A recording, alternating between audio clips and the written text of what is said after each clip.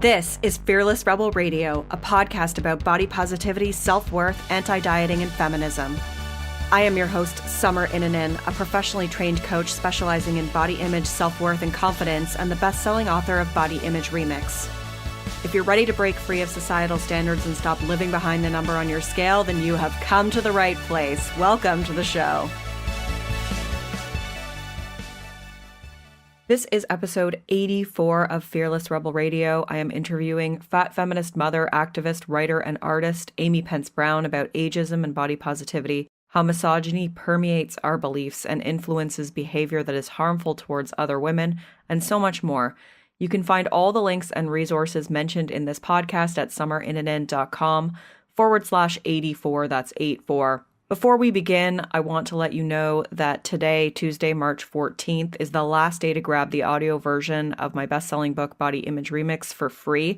This was a special gift I wanted to give you in honor of International Women's Day, and today is the last day to take advantage of that. This book takes you through some of the most important concepts you need to know to shift your body image with some cheesy humor and attempts at sassiness. After today, it will be available for $5 via my website. Head over to summerinanen.com/free book to get that. You can also share this link with your friends if you'd like to give them a copy. If you haven't already done so, I would greatly appreciate it if you went to iTunes to leave a review for this podcast. I'm always so grateful to read your reviews, like this one from BodyLove123. Summer is like your older, wiser sister who understands where you're coming from, listens to you deeply, and then challenges you to shift your frame of mind from mundane old self-hatred to realistic, authentic self-connection. She picks really interesting people from the world of body positivity, acceptance, and has down-to-earth, meaningful, and useful conversations. Thank you so much, BodyLove123. Shout-outs to you. Leaving a review helps others to find the show and the information that you're learning here. You can leave a review by going to iTunes, searching for Fearless Rebel Radio, and then clicking rating and reviews and click to leave a review or give it a rating. You can also go to summerinanen.com/review to do that. Today's guest is Amy Pence-Brown. Amy Pence-Brown is a fat feminist mother, activist, writer, and artist who became famous in 2015 for a radical stand for self-love in an Idaho farmer's market in a black bikini and a blindfold, a viral video of which has now been watched over 200 million times. She leads the revolution in the Boise Rad Fat Collective on Facebook and writes for several international publications and on her blog at amypencebrown.com. I will just refresh your memory in case you can't recall this video. I am sure you have seen it. I will link to it in the show notes. But Amy is the woman who had the video where she's standing in the farmer's market and she has a sign that says, "I'm standing for anyone who has struggled with a self-esteem issue like me because all bodies are valuable. To support self-acceptance, draw a heart on my body." This was such a impactful and influential video, and I just wanted to refresh your memory so that you can put a face to the voice that you're hearing today. All right, let's get started with the show. Welcome to the show, Amy. Thanks, Summer. Thanks for having me. I'm so happy to have you here. I saw your video, the Stand for Self-Love experiment, probably when it went viral 2 years ago. Was it 2 years ago now? It was 2015, wasn't it? Yeah, about a year and a half. A year and a half ago. And I remember thinking, I'm going to have to get this woman on the podcast. So you are finally here, and I'm excited to have you here today. Great. Well, before we dive into some of the juicy topics that I want to talk to you about, I would love for you to tell our listeners a little bit about how you got to be the fat feminist mother, activist, writer, and artist who is you today. Well, of course, I tell people this is sort of the story of my life, as it is for most of us. But, as growing up and realizing that my body was a political vessel as a young teenager and something that I had very little control over, what I did with it and put on it and how it was viewed was largely other people's ideas about it. And went on to become a feminist as an undergraduate in college. And struggled with my weight, of course, my whole life, being a chubby child turned curvy teenager, turned fat woman eventually. But my sort of body acceptance, fat positive journey really kicked into high gear about 8 years ago when I had it with consumerist culture and the diet industry, and literally knew no one else who felt that way in real life. And so I Googled the phrase or the words, "Why am I fat and happy?" Because I figured Google might know somebody else or might be able to lead me to other people that were like-minded. And I scrolled through pages and pages of ads for the diet industry complex. As Google does, it picked up the words, fat and happy and changed it to unhappy. So there were all these pages of these sorts of ads until I finally came upon 2 blogs that really forever changed my life. One, The Fat Heffalump by Kath Reed, and the other, The Curvy Fashionista, and by Marie Denay. And so they launched me into other blogs and other fat activists and other books. And I read and read and read and educated myself and began to sort of follow these people online and began blogging myself. And about this time, I was a new mother and to one daughter, and that really launched my sort of feminist and body positive journey into high gear. Motherhood and pregnancy did. I had another daughter a few years later and began doing sort of public performance pieces and writing more and making art in which this body positivity was coming out in all of these places, on my Facebook wall and in my writing and in my work, and had done a number of other things locally, and none as famous as this one day, as part of a celebration of 40 tiny, beautiful things I wanted to do before I turned 40 a year and a half ago. One of them was this public performance piece in a black bikini and a blindfold and a sign. And that was sort of a semi-spontaneous thing. It was based on an experiment that the Liberators International out of Australia did. A woman named Jay West was actually in London and conducted a similar experiment with a bikini, or black bra and undies actually, and a sign and blindfold and markers. And her sign was more about eating disorders. And the Liberators do lots of projects geared around participatory acts of kindness around the world.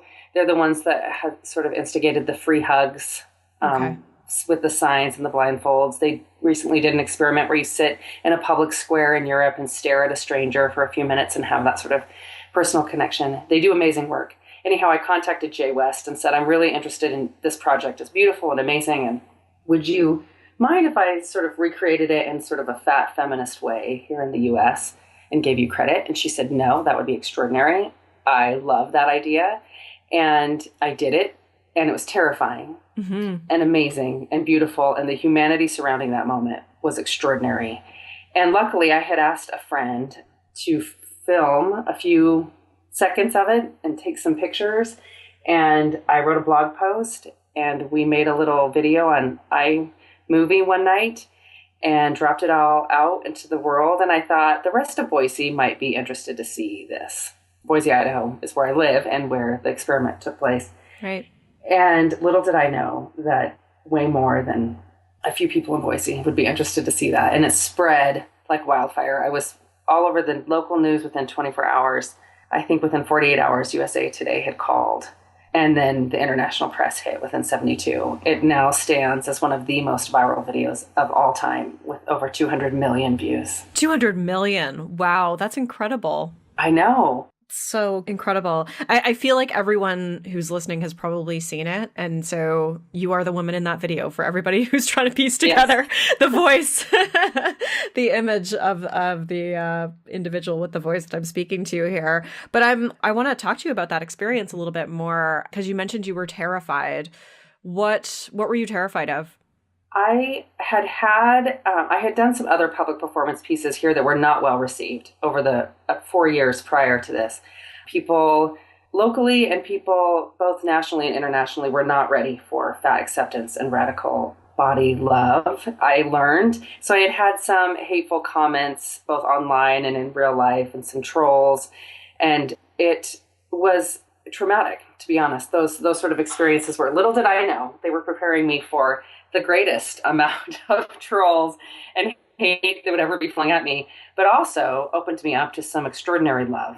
And I think that's what happens when people are vulnerable. And that was, in fact, one of the most vulnerable moments of my life. I was worried, one, that the police would ask me to leave.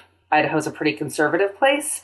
And while a bikini is, not naked, it's not something that's seen, in a public space like a farmer's market. Right. Typically, I thought that people might complain, and call the police. I thought people might say mean things to me.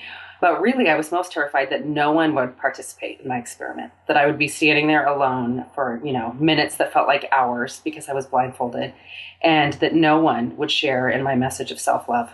And how long did you stand there for before you were filled up? Immediately, within like 5 seconds of stripping off my dress and putting a blindfold on myself, propping up the sign, the first woman came and grabbed my hand, and she was shaking and crying. And I burst into tears. I knew I would cry already. And she said, "Thank you. This is so brave. This is so powerful. Thank you."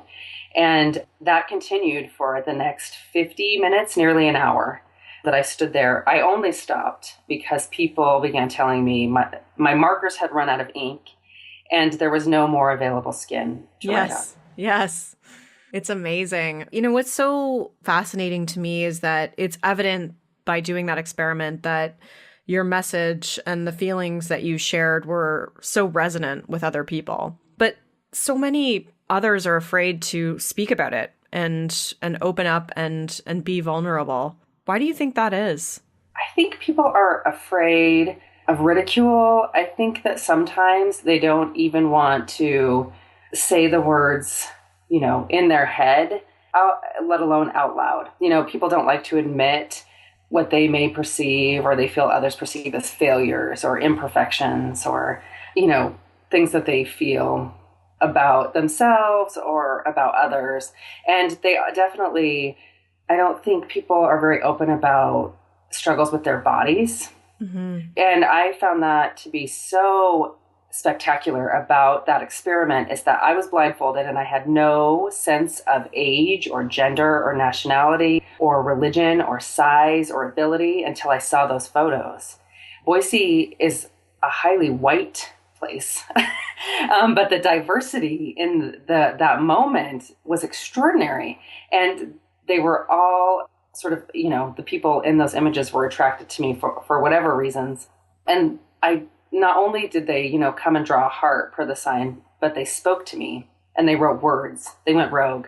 The sign did not instruct them to write words, but they did. Mm-hmm. And then they told me with their words how I made them feel, how they were feeling. And I could hear around me conversations that were being struck up between strangers who happened upon me and my body at one moment and started, sharing in completely personal stories, sort of, a few feet away from me with each other and relating to each other in extraordinary ways. And by all accounts, the humanity in that moment and the vulnerability that I was showing brought out vulnerability in other people. And I think that's what's so powerful about it and why it has had such a huge impact is, we walk around pretending that we're okay and we're not, because as women, we need to have it all together.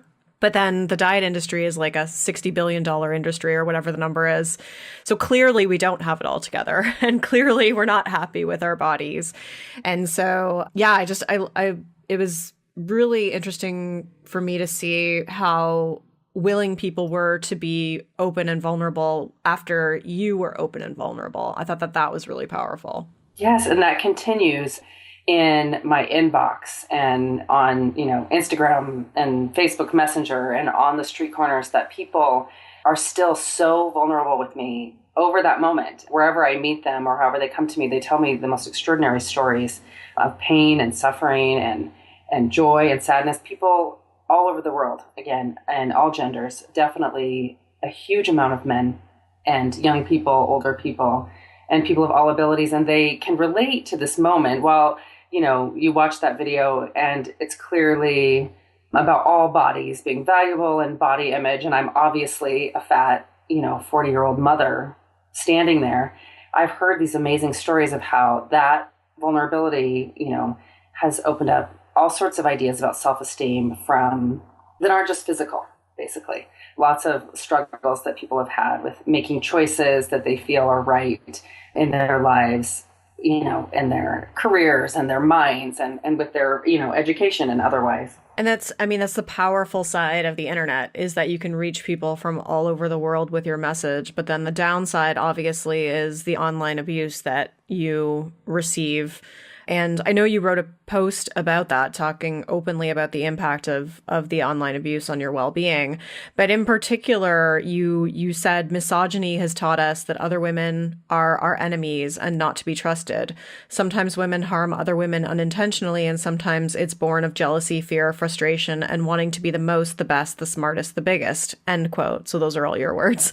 I would love to have you elaborate on this, because I want to get to the role of misogyny in this dynamic and helping people to understand that. So I'd love you to elaborate on that if you don't mind. Yes. So misogyny, of course, sort of the hatred of women or the keeping down and dislike of women is basically, the definition of it, which is different but related to patriarchy sometimes. But I know that sometimes people misconstrue those words or think that they mean the same thing, and when they don't, in fact. But misogyny is a huge problem in body image and a huge problem in our culture in particular. And I think that people often, maybe because they confuse it with patriarchy or they, combine those two together, they often think that it's men, it must be the male culture that are the instigators of misogyny and the biggest perpetrators of it, when in fact we've all been raised and grown up, men and women and people of all genders, in this culture with this misogyny, and we've internalized it so much that I have found, myself included, that women are often the biggest perpetrators today and continue to be of misogyny. And I think we don't think about that. We think that maybe we are immune to that somehow, that it's something that happens to us rather than something that we are active in, and that it's just something that's been forced upon us by our culture, but we don't often think about how we participate in that ourselves. And I have certainly done it myself, and seen it throughout time. And I think that it happens a lot today. A lot of my hatred online and online trolls and negative comments come from women, in particular about that stand for self-love or other work I do regarding body image. Mm-hmm. Yeah. And that's, to me, that seems so, I'm shocked, but I'm not shocked. You know what I mean? Like Right. you expect troll males to be trolls, particularly when, your body is on display in that way. Did that shock you to see that it was a lot of women who were giving you that kind of criticism? Yes, I a little bit. That had been the case. That's been the case for me since I started actively speaking out as a body image activist. There were more women who had a lot of negative things to say than men, just in my case. And this is just, my experience. I certainly know that other people have had similar experiences as well.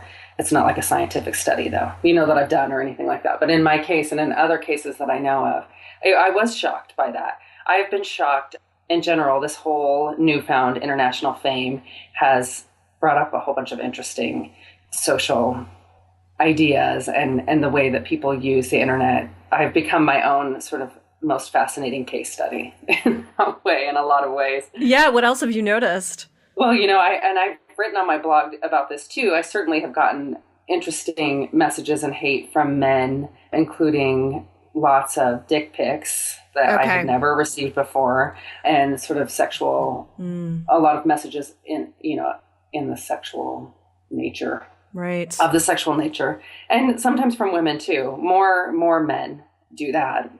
So that's been interesting. But I have also, it's always easy, I think, when you're a public figure in a highly public situation to dwell more on the hateful things and the awful things that you hear from people. I learned very early on to not read the comments on anything.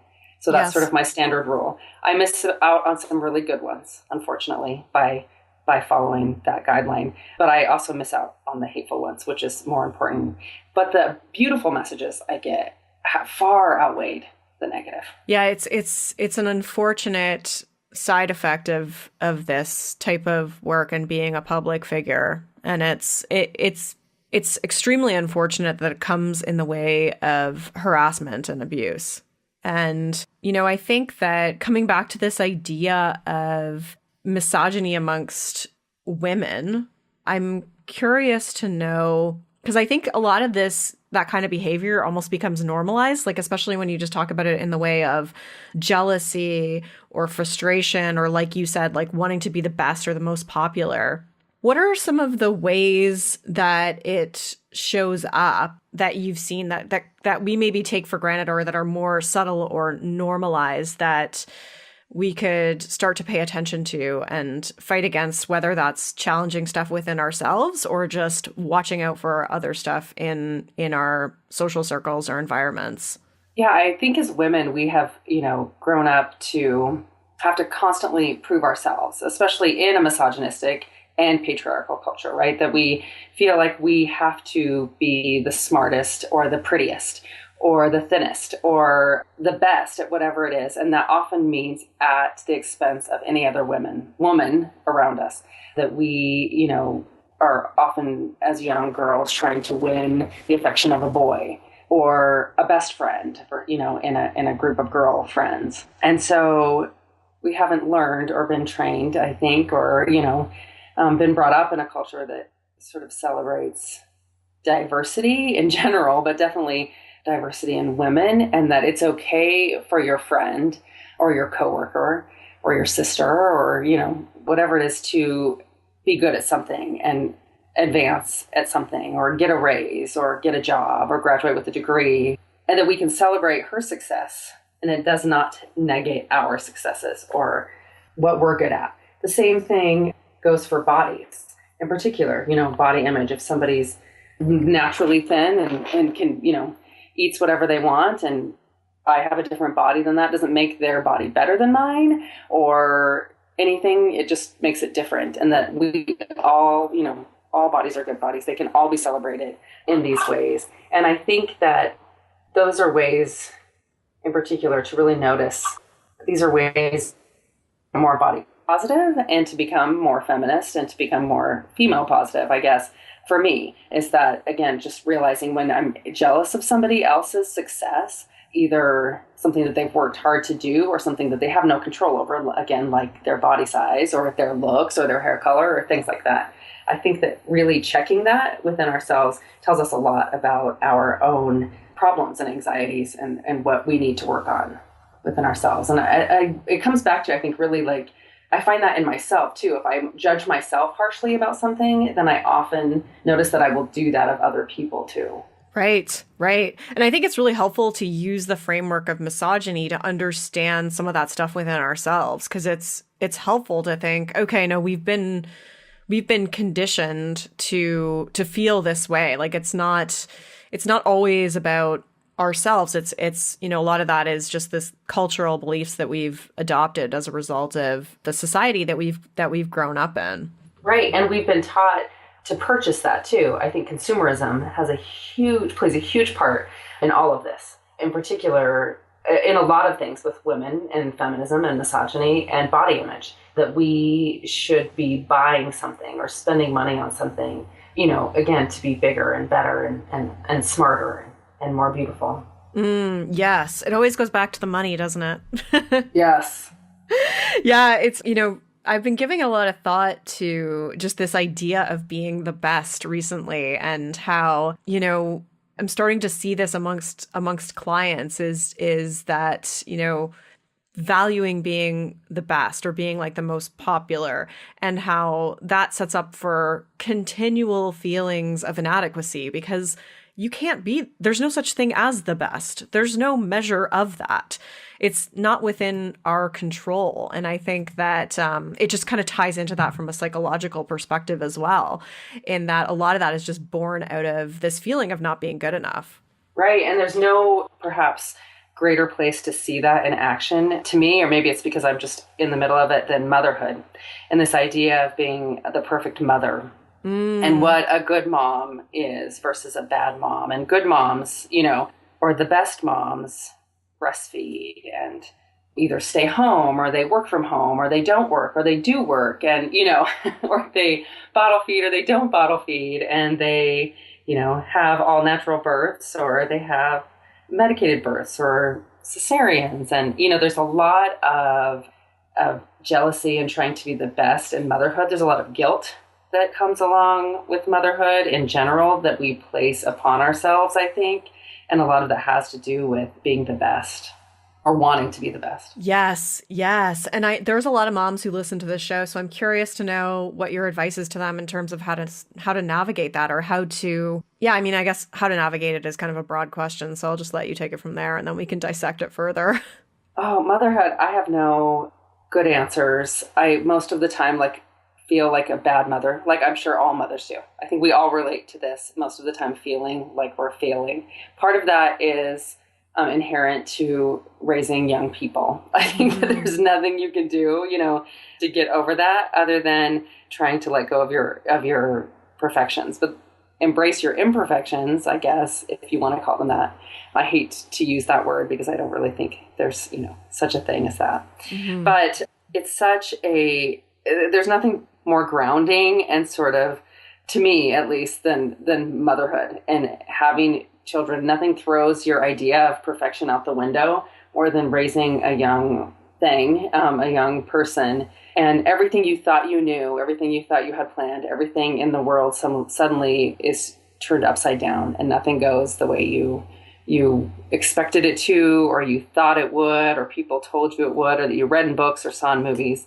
And then it also, as soon as you think you've nailed it, you have another kid, or that one grows up and turns. All these different things keep happening. At least in my experience, no child is the same. And once I think I figured out one phase, they move to something else or something completely new happens and throws you for a loop.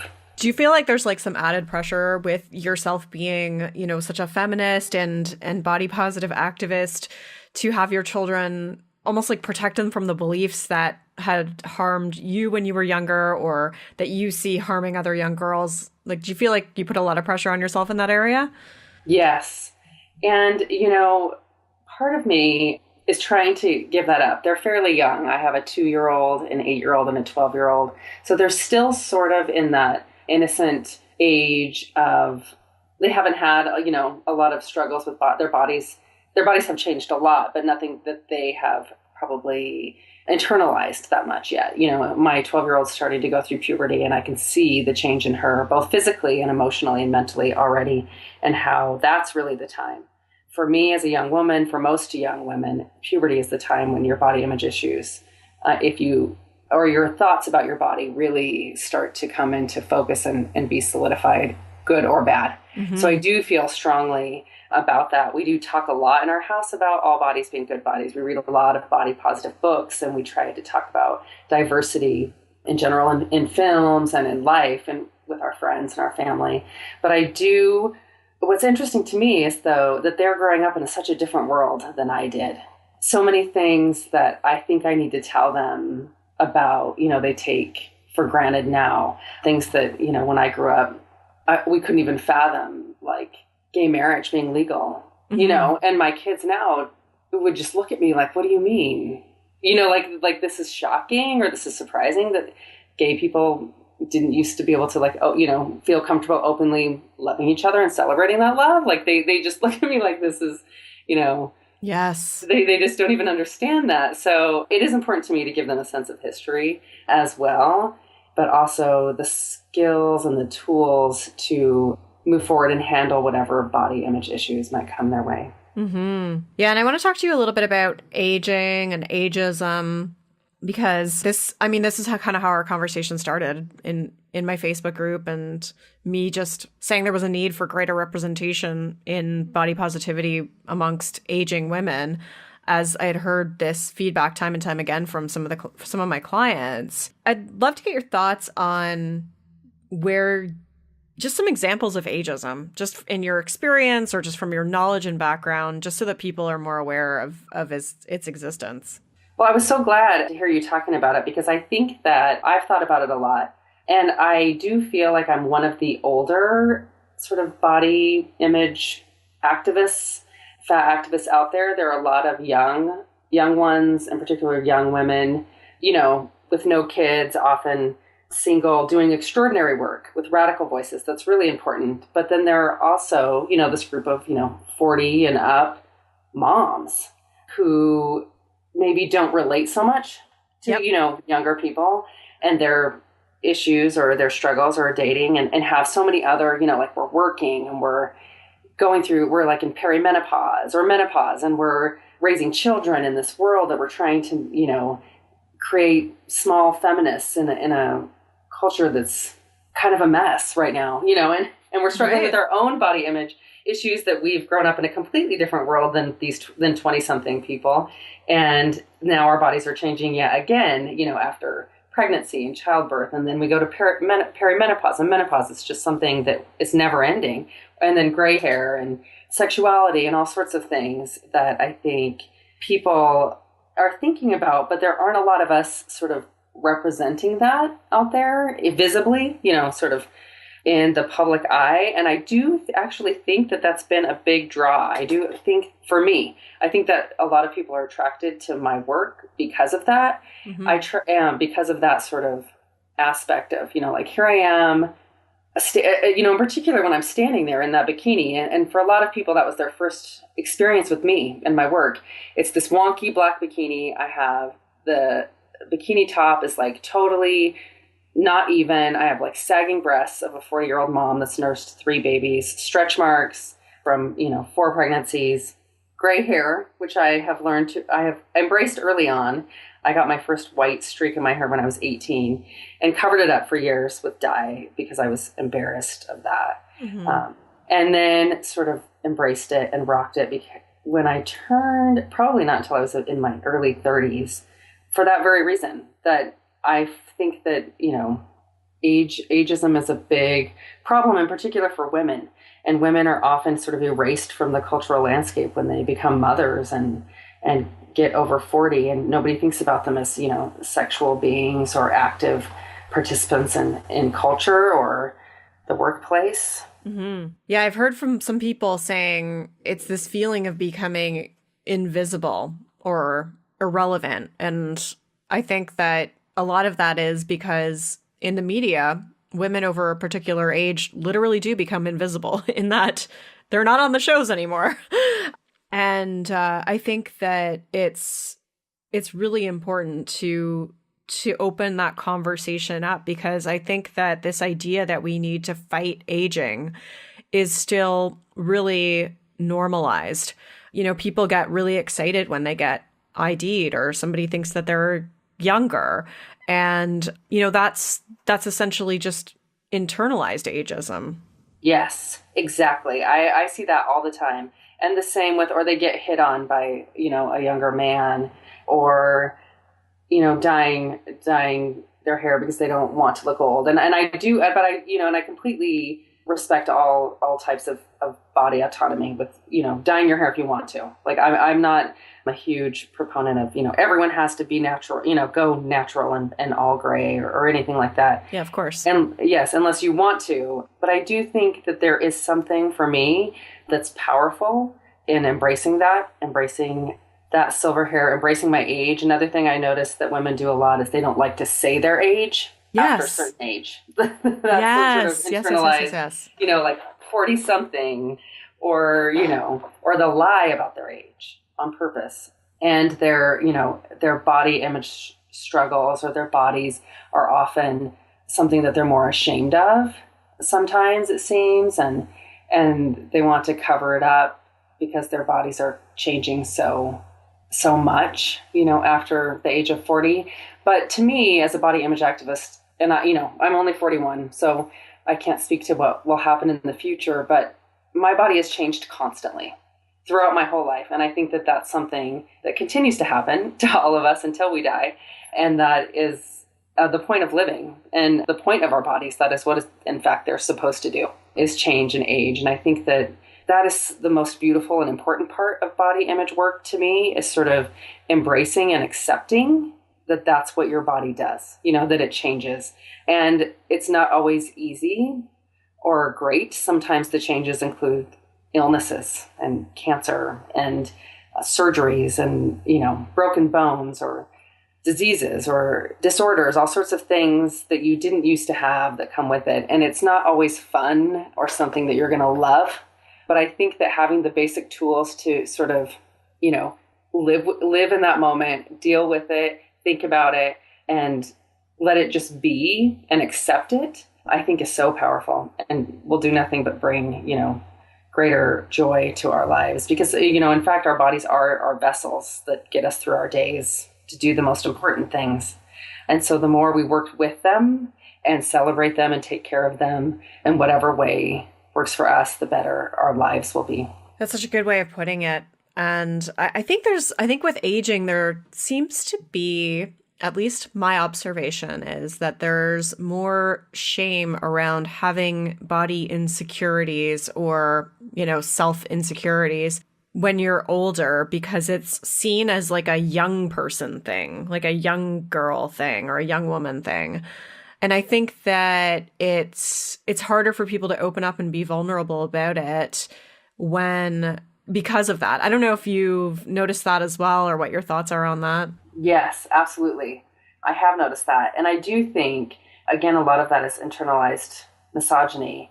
And a lot of that is, still seeing women, and in particular, sometimes younger women, as competition or as something they used to be, and something that they're not. But I've also heard sort of the opposite. I've also heard from extraordinary women that I look up to that, the older you get, or the older that we get, the more comfortable they feel, in more confident that they feel in expressing their views and in speaking out and sort of wearing what they want and being who they want. And I've certainly found that to be true. I certainly do feel like it was almost as if something clicked in me when I was turning 40 that caused me to stand in the marketplace. That was sort of also a natural evolution of my work as an activist, but I've gotten so much sort of braver and louder over the past year. And again, I don't know if that has so much to do with age, but I like to think that somehow it does. A little bit of wisdom comes from that too. But I certainly have heard from a lot of older women that they still struggle with body image issues. And they don't seem to speak up about it a lot, like you said.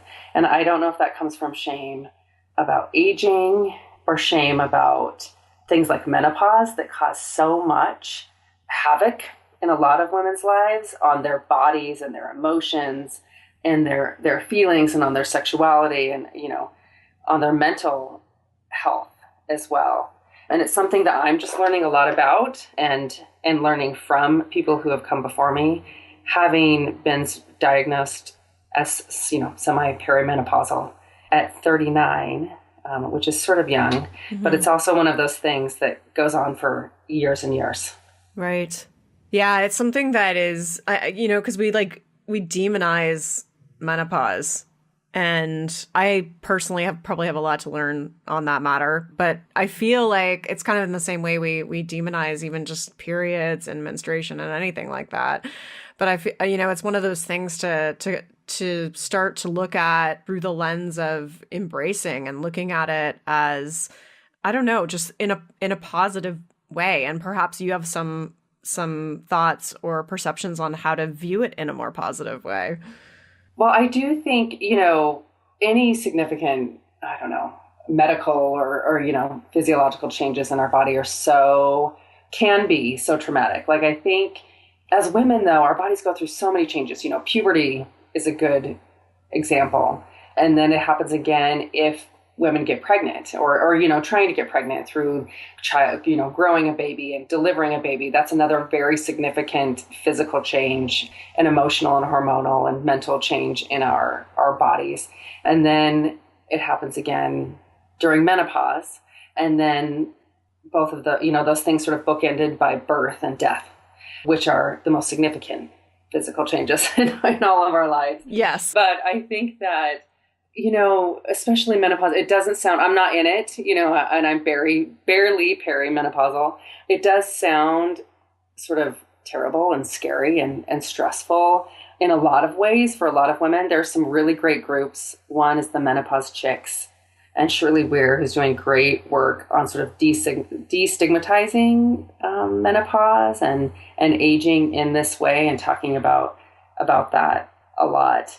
And I appreciate, and I'm learning so much from her about that. And I think just opening up about it, which is so true about everything for me and for all of us, I think, opening up and saying the hard things and the scary things and the embarrassing things, whether it's in a private Facebook group or on a street in a bikini or in a private message or an email or, in a meetup in real life, a friend, talking about those things is so empowering and can bring so much healing. And just, it's often what people need to, hear somebody else say, wow, I've never needed lubricant before, having sex with my husband, and suddenly my vagina's really dry. And I don't know if it's having this, since I had this last baby and I'm 39, is this supposed to be happening?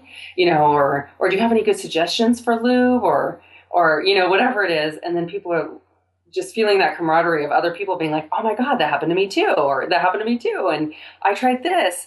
And I find that that's been such a blessing and such a powerful thing in my work. And I appreciate that so much, and other people as well. Yeah, God, it's such a relief to just be open about all of these things that are normally characterized as inadequacies, like whether it's like bladder control or, right, like you said, lubrication or or libido or any of those things. I feel like it's one of those things that when we can just kind of own it, we realize so many other people are experiencing the same things, and people just are not talking about it. And when we can talk about it, it makes it so much easier to deal with. Yes. And it really, releases that stigma and shame and just becomes, what it is. It's really about acceptance and all of these things, I think, with our bodies and in general. Mm-hmm. Yeah. And that's like a whole other angle on body acceptance is when you're really starting to accept some of the more physiological changes as well as opposed to just the exterior of it. Yes, exactly. Yeah. Yeah. So when you mentioned the Menopause Chicks, which I'll link to, but you mentioned somebody else's name that I didn't quite catch. Do you mind just repeating that? Oh, Shirley Weir, and she runs the Menopause Chicks. Oh, so she runs it. Yes, okay. So I'm going to link to that in the show notes for this episode, which will be at summerinandin.com/84. That's 84. As we wrap things up here, I would love for you to just tell everyone where they can find more of you. I am on Instagram under my name. It's also Idaho Amy. Same on Twitter, Idaho Amy. On Facebook, it's Amy Pence-Brown, body image activist, writer, and artist. I also run the Boise Rad Fat Collective, a Facebook group of about 1,600 folks.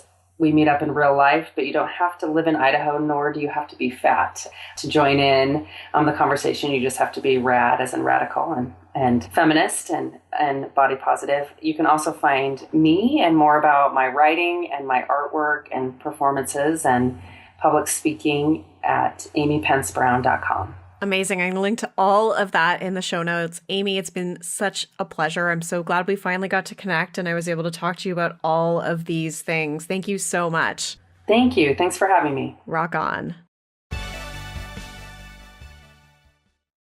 Such good discussion with Amy there. I know I talked to her a little bit afterwards and we started to go off on some other tangents that I wish we had recorded, but I will save that for a future episode. I'm going to have her back on. Specifically, we were talking about how death can teach us to be more positive about age and how our fear of death contributes to ageism and all these other really cool things that I kind of wish I was recording. But like I said, we'll save it for next time and maybe she will hop into the Facebook group and talk about it with us a little bit more over there. I hope you guys enjoyed this one. Don't forget to go and leave a review for the show and I will see you next time. Rock on.